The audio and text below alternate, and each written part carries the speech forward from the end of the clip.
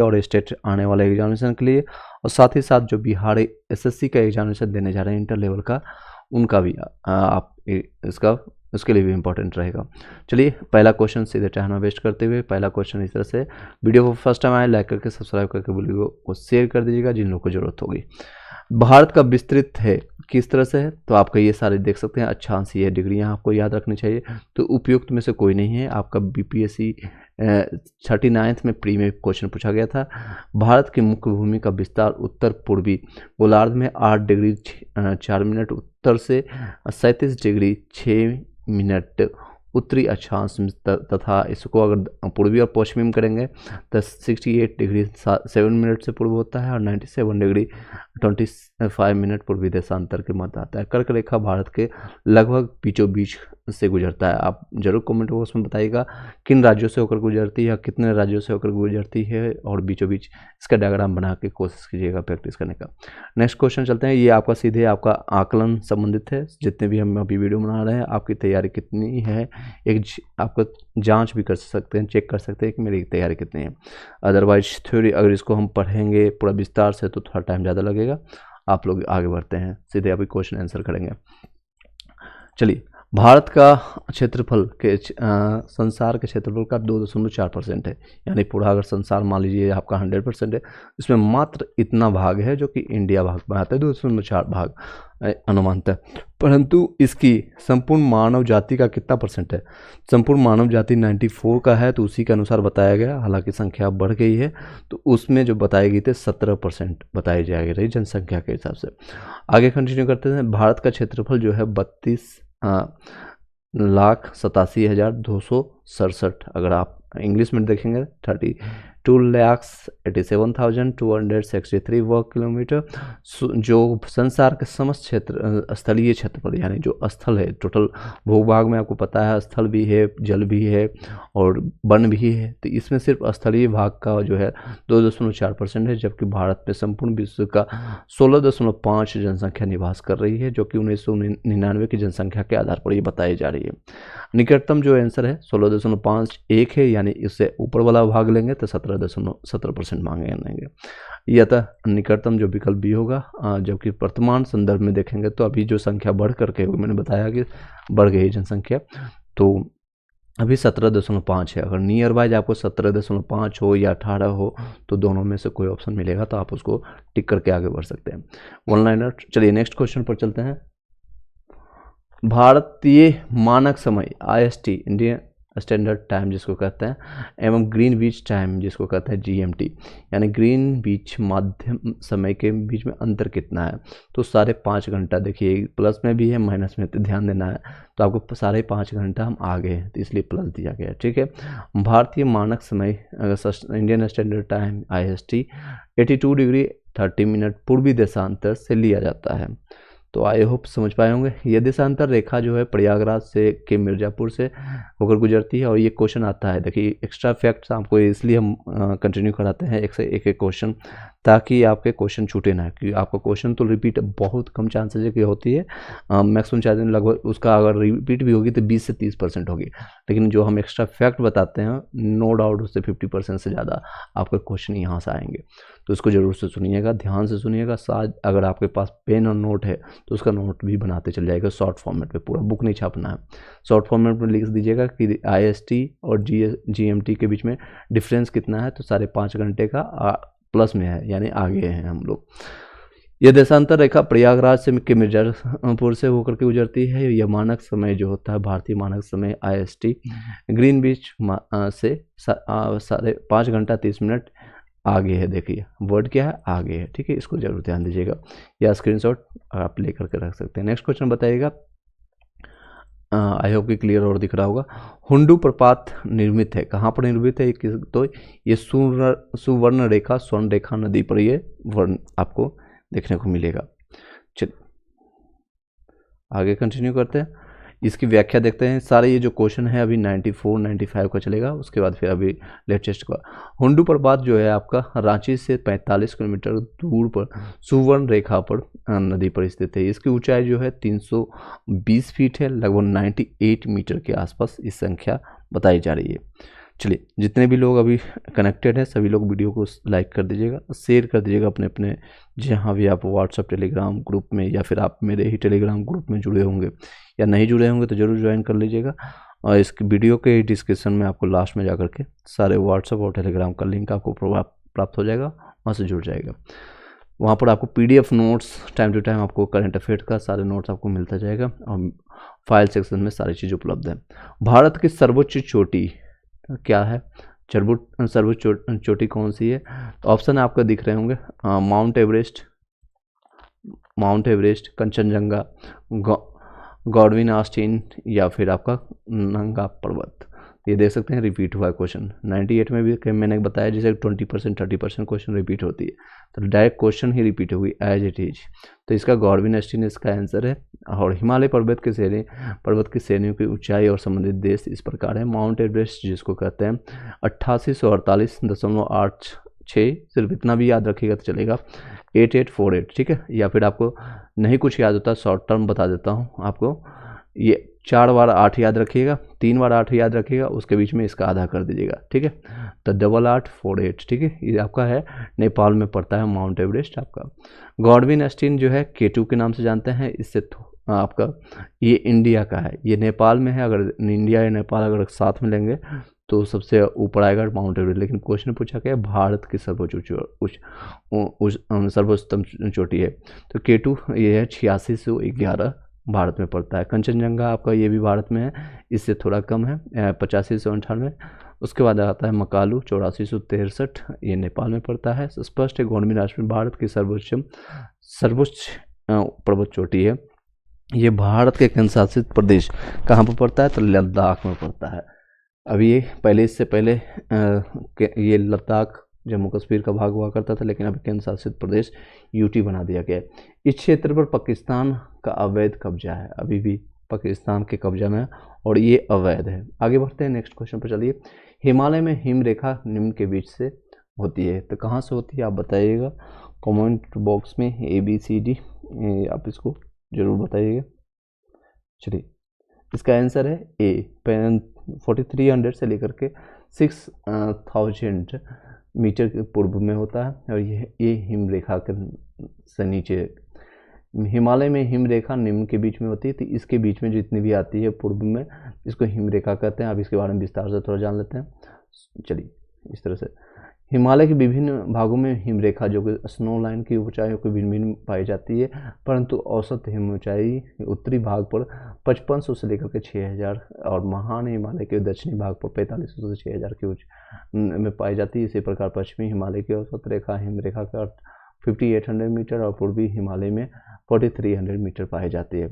हिमालय का पर्वत पर्वतीय प्रदेश है, क्या है? शिवालिक है। तो आपका हिमालय का पर्वत ये प्रदेश शिवालिक श्रेणी के दक्षिणी भाग पर स्थित है। ये हिमालय की सबसे दक्षिणी श्रेणी है। शिवालिक के उत्तरी ढलानों और लघु हिमालय के दक्षिणी ढालों के मध्य अनेक चौरस तल वाली संरचना घाटियां स्थित है। आगे कंटिन्यू करते हैं। शिवालिक श्रेणी का निर्माण हुआ है, कहाँ पर हुआ है? तो सेनोजोइक में हुआ है, ठीक है, सेनोजोइक में हुआ है। इसका विस्तार देखते हैं।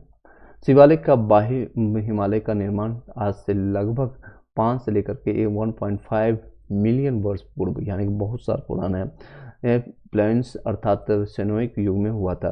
भारत के अतिरिक्त प्रायद्वीपीय पर्वत निर्मित हुए हैं, कहाँ पर हुए हैं? तो ये सेनोइक महाकाव्य, इसी क्वेश्चन को रिपीट किया गया। अतिरिक्त प्रायद्वीपीय पर्वतों का निर्माण सेनोजोइक महाकल्प में हुआ है। हिमालय पर्वत भारत के अतिरिक्त प्रायद्वीपीय पर्वत का उदाहरण है। छोटा नागपुर पठार है, किसका भाग है और ये कहाँ पर है? तो ये आपका एक अग्र गंभीर है। छोटा नागपुर पठार जो आता है कि में विभिन्न ऊंचाइयों के पठारों का क्रम मिलता है। मध्य पश्चिमी भाग पर पाठ्य भूमि स्थित है। इसकी अधिकतम ऊंचाई 1100 मीटर मिलती है। इस पठार का प्रत्येक दिशा में सोपान मिलते हैं। पठार में ढाल तीव्र स्कार्पों के रूप में पाए जाते हैं। यह एक अग्र गंभीर है। चलिए नेक्स्ट क्वेश्चन बताइएगा। 11 नंबर क्वेश्चन थोड़ा दे सकते हैं, क्वेश्चन बहुत ईजी है लेकिन व्याख्या में आपको समझना पड़ेगा। भारत में भू आकारों की संरचना के संबंध में निम्नलिखित कथनों पर मनन कीजिए। संरचनात्मक दृष्टि से मेघालय पठार दक्कन पठार पर का ही विस्तार विभाग है। कश्मीर घाटी की रचना एक भीति में हुई है, गंगा मैदान की रचना एक गर्त में हुई है, या फिर हिमालय की उत्पत्ति भारतीय प्लेट, यूरोपीय प्लेट और चीनी प्लेट के त्रिकोणीय अभिसरण के रूप फलस्वरूप हुई है। तो इसका सही जवाब है आपका ये, स्टार्टिंग का 3 सही है आपका, संरचनात्मक ये भी सही है और ये आपका गलत है। ठीक है, इसकी व्याख्या देख लेते हैं। मेघालय पठार जो होता है प्रायद्वीपीय पठार का बहिशरीय यानी आउटर लेयर है, इसको कहते हैं, ये आपका बाहर का है। यह एक समतलीय भूमि है जो कि भ्रमण के कारण भारतीय प्रायद्वीप से मालदा गैप द्वारा पृथक हो गया है, जो कथन 1 सही है। कश्मीर घाटी की संरचना हिमालय की समभूमि में हुई थी। स्वेस के अनुसार गंगा के विशाल मैदान की उत्पत्ति तब हुई जब प्रायद्वीप के दृढ़ भूखंड के ने हिमालय की दक्षिण की ओर प्रसार को रोका था। तो हिमालय के उच्च वलयों के अग्रभाग यानी फोरविलियम को पैदा हुआ। ये अग्रदत्त एक विशाल ओशन की भांति होता है। हिमालय से निकलने वाली नदियां द्वारा निरंतर लाए जा रहे अवसादों से यह अग्रदत्त आपका धीरे धीरे बढ़ता है। बाद में इसी में विशाल मैदानों का निर्माण होता है। कथन 3 जो है सही है। हिमालय की उत्पत्ति भारतीय प्लेट और यूरेशियन प्लेट की टक्कर से हुई है। चीनी प्लेट का विवरण प्लेट टेक्नोलॉजी सिद्धांत में हुआ है, जो कि गलत 4 आपका सही हो सकता है। आपको यह भी समझ ना आओ, लेकिन एक बार आपको ये धीरे सुनते जाइए सारी चीज़ों को। जब हम ऑलरेडी NCERT हम आपको पढ़ाए थे, वहाँ से आप जाकर के देख सकते हैं। मैंने लाइव भी देख सकते हैं। ये कई मतलब 8 से ज़्यादा मैंने 8 से 10 घंटा ज़्यादा मैंने आपको करवा दिया है, तो उसको भी गो थ्रू कर सकते हैं। NCERT का मैंने ज्योग्राफी स्टार्ट किया, तो वहाँ से जाकर के भी आप शुरू कर सकते हैं। अगर आपको बेसिक क्लियर नहीं है तो शायद यहाँ पर आपको कुछ समझ भी ना आए, लेकिन आप एक बार सुन लीजिए, कुछ ना कुछ आपको क्लिक करेगा। कौन सा मेघालय का पठार का अंश नहीं है? भूमन पहाड़ियाँ, या फिर गारो पहाड़ियाँ, खासी पहाड़ियाँ, या जयंतिया पहाड़ियाँ। तो आपको डायग्राम के थ्रू आपको याद होना चाहिए कि आपको मेघालय का पठार कहाँ पर पाया जाता है। तो भूमन पहाड़ियाँ आपको यहाँ पर नहीं पाई जाती। भूमन पहाड़ियाँ जो होता है हिल्स, मिजो हिल्स के भाग हैं, जो कि पूर्वोत्तर हिमालय का अंग है। जबकि गारो, खासी और जयंतिया ये सारे जो है मेघालय के पठार के भाग रहते हैं। चलिए आगे नेक्स्ट बताइएगा। इल्मेनाइट जो कि भारत के तटीय रेखा के साथ व्यापक रूप से विस्तृत है, इसका किसका खनिज है? तो ये आपका टाइटेनियम का खनिज है। किसका खनिज है? तो टाइटेनियम का खनिज है। इल्मेनाइट जिसका फॉर्मूला है FeO-TiO2, एक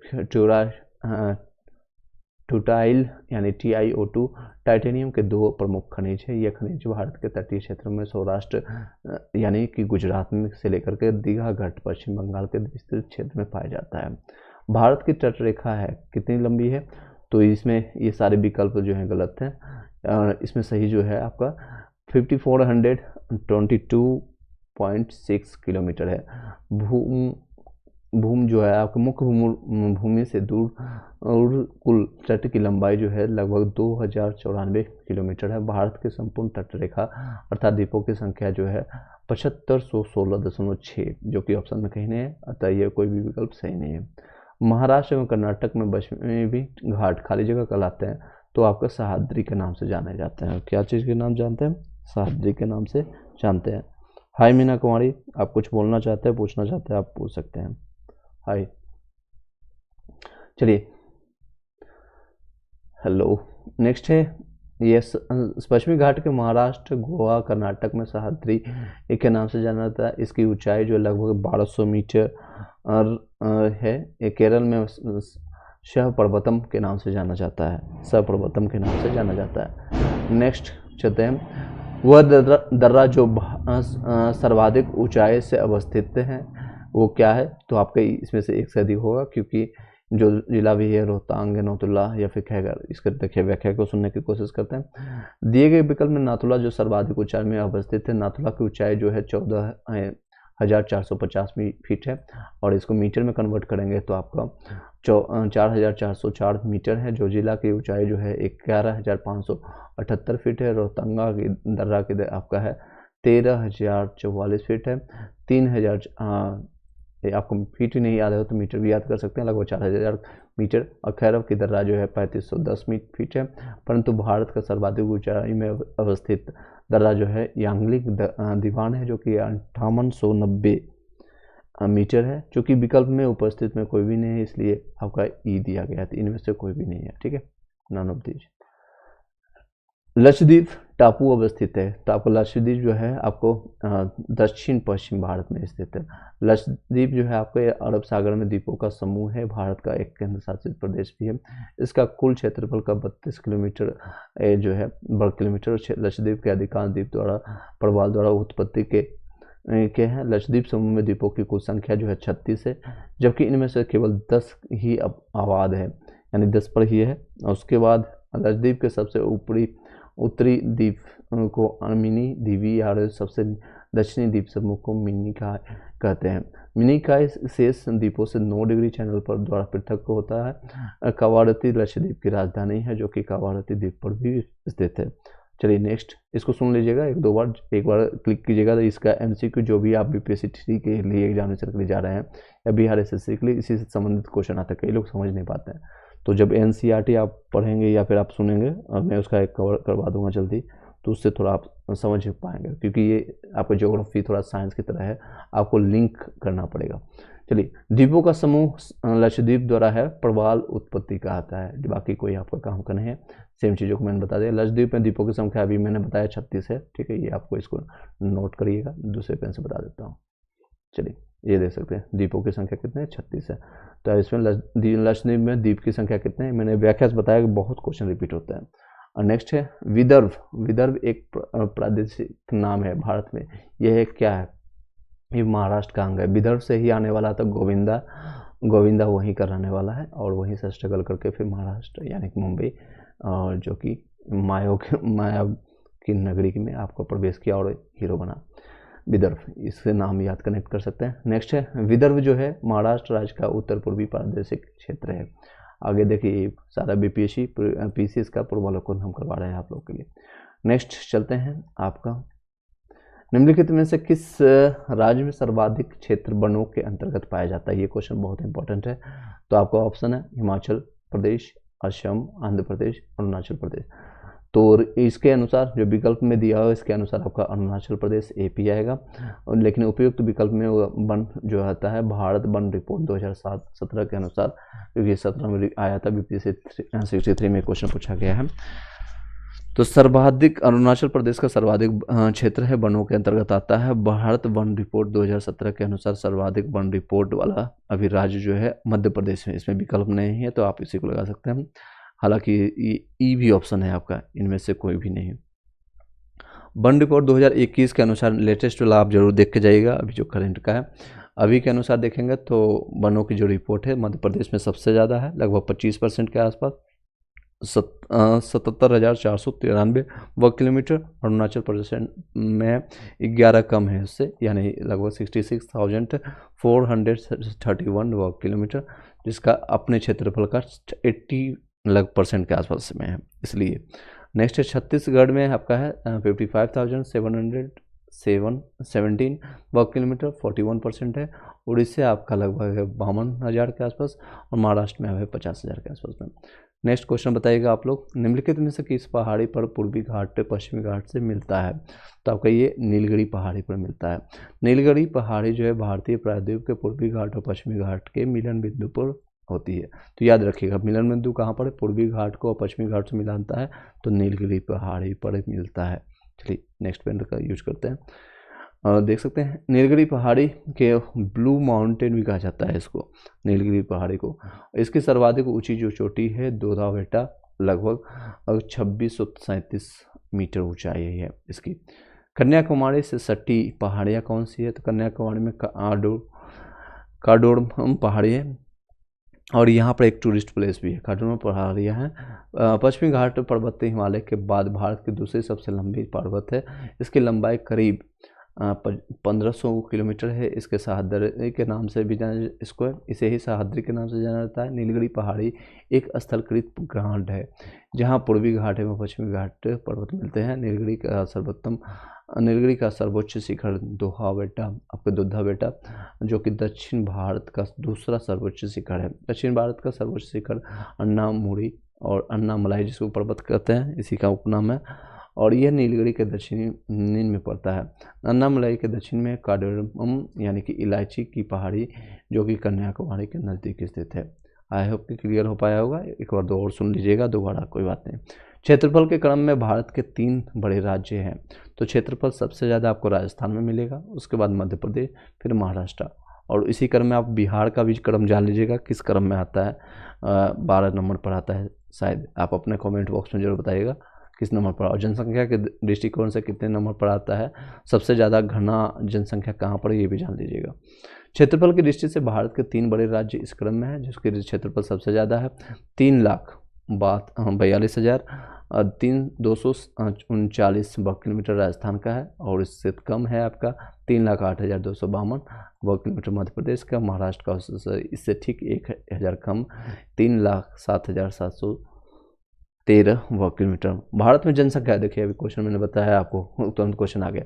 भारत में जनसंख्या के अनुसार तीसरा एवं क्षेत्रफल में 12वां, देखिए मैंने बताया था आपको 12वां राज्य है आपका, तो 12वां राज्य है कौन है, तो आपका बिहार है, अपना बिहार।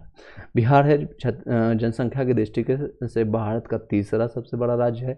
तो इससे अब ये क्वेश्चन उठता है, आपको कमेंट बॉक्स में बताना है बिहार से ज़्यादा जनसंख्या किस किस स्टेट में है, यूपी में है, महाराष्ट्र में है, या फिर मैं गलत हूँ आप बता दीजिएगा, या बंगाल है तो बता दीजिएगा। उसके बाद इससे 12 जो है ऊपर के जितने भी बिहार के राज्य जिसके क्षेत्रफल की दृष्टि से है उसकी आप जान लीजिएगा।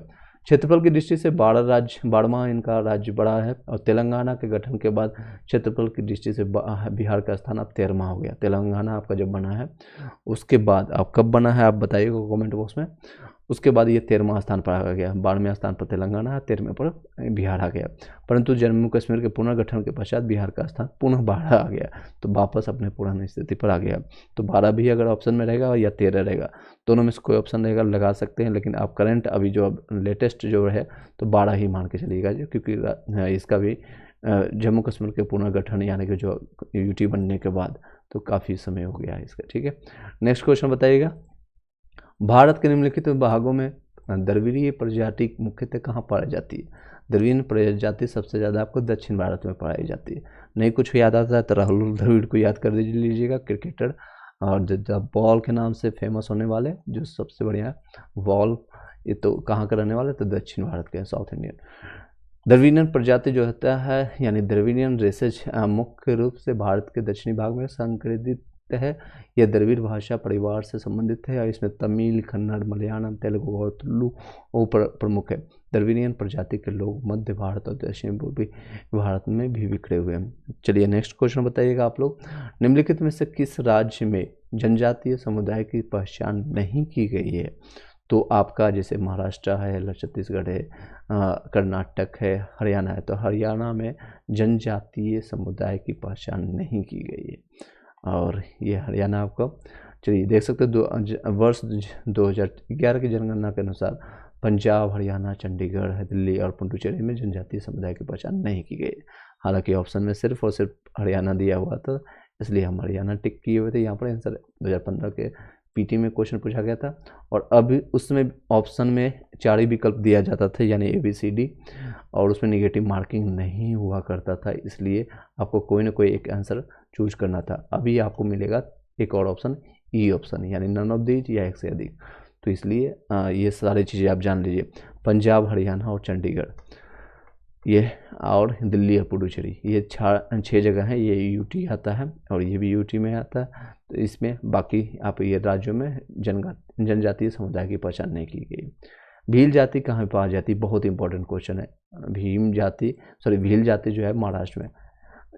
भील जाति जो है जनजाति भारत के गुजरात, मध्य प्रदेश, छत्तीसगढ़, महाराष्ट्र, आंध्र प्रदेश, तेलंगाना सहित कर्नाटक और त्रिपुरा में, राजस्थान में अधिवासित हैं ये सारी चीज़। हाँ, इसमें भील जाति याद करने के लिए मैं बता रहा हूँ, भीमराव अम्बेडकर को याद कीजिएगा, वो कहाँ से हैं, तो महाराष्ट्र से ही, ये याद करने के लिए बता रहा हूँ। चलिए नेक्स्ट क्वेश्चन बताइएगा। निम्नलिखित में से जनजाति और राज्य की कौन सी जोड़ी सही नहीं है?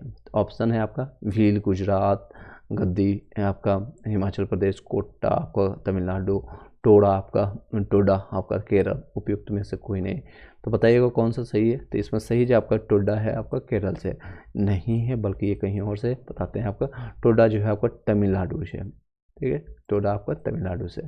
टोडा। देख सकते हैं भील जो है गुजरात, कर्नाटक और मध्य प्रदेश, राजस्थान और महाराष्ट्र में भी पाए जाते हैं। यहाँ पर नहीं लिखा हुआ है तो लिख लीजिएगा, महाराष्ट्र में भी पाई जाती है। गद्दे आपका हिमाचल और जम्मू कश्मीर में पाई जाती है। कोट्टा आपका तमिलनाडु में। टोडा टोडा आपका तमिलनाडु में पाई जाती है। टोडा तमिलनाडु की जनजाति है। 30 नंबर क्वेश्चन बताइएगा और ये लास्ट क्वेश्चन रहेगा आज का, फिर हम कंटिन्यू करेंगे नेक्स्ट डे। निम्नलिखित नगरों में से अलकनंदा और भागीरथी कहाँ मिलकर के गंगा नदी बनाती है? तो नो डाउट ये देवप्रयाग में बनती है।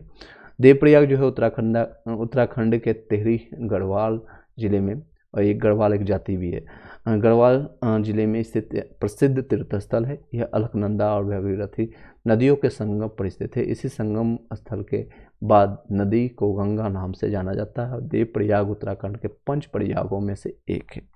आई होप कि क्लियर हो पाएगा, थोड़ा सा आपको कॉन्सेप्ट क्लियर होगा। दोबारा इस वीडियो को रिपीट कर लीजिएगा, डाउनलोड कर लीजिएगा, बार बार सुनिएगा। एग्जामिनेशन से पहले जितने भी मैं आपको बीपीएससी के लिए आपको संबंधित बताया हूँ उन सभी को बार बार रिवीजन कीजिए। खास के लिए इस जो सीरीज अभी जो चला रहे हैं, खास के लिए मैराथन क्लासेज आपको 22-23 घंटे 24 घंटे में सब कंप्लीट हो जाएगा। जैसे टाइम मिलता है सारे कंप्लीट करने की कोशिश करेंगे। हिस्ट्री ऑलमोस्ट कंप्लीट हो चुका है। पॉलिटी आपका लगभग 100 से ज़्यादा आसपास क्वेश्चन को किया गया है। और आज आपका ज्योग्राफी स्टार्ट कर दिया गया। कुछ समय के बाद आपका हम साइंस पर हम जोड़ करेंगे। साइंस का भी हम प्रायोरिटाइज करेंगे। साइंस से स्टार्ट करेंगे सबसे पहले हम बायोलॉजी से, फिर आपका केमिस्ट्री से, फिर आपका फिजिक्स से, क्योंकि क्वेश्चन का लेवल जो होता है इसी क्रम में आता है। सबसे ज़्यादा बायोलॉजी से, फिर कभी कभी फिजिक्स से आता है, फिर आपका केमिस्ट्री से आता है। तो इस अनुसार से इसको कंप्लीट कर देंगे। अगर आपको करंट अफेयर्स के रिलेटेड आपको नोट्स चाहिए, पीडीएफ चाहिए, मैंने ऑलरेडी टेलीग्राम ग्रुप में शेयर कर दिया है, उसको ले सकते हैं। किसी को अगर एनसीईआरटी का 6 से लेकर के 12 तक का नोट्स चाहिए, हैंड रिटन नोट्स या फिर पीडीएफ कंप्यूटराइज किया हुआ नोट्स अगर आपको चाहिए तो आप इस नंबर पर कांटेक्ट करके हमें उससे प्राप्त कर सकते हैं। 790 सिर्फ और सिर्फ मैसेज करना है इस पर, कोई भी कॉल नहीं कीजिएगा। 7903812553 पर 2553 पर इस नंबर पर मैसेज कर करके वो सारे लाभ प्राप्त कर सकते हैं। Thank you so much, have a nice day, शुभ रात्रि एंड ऑल द बेस्ट।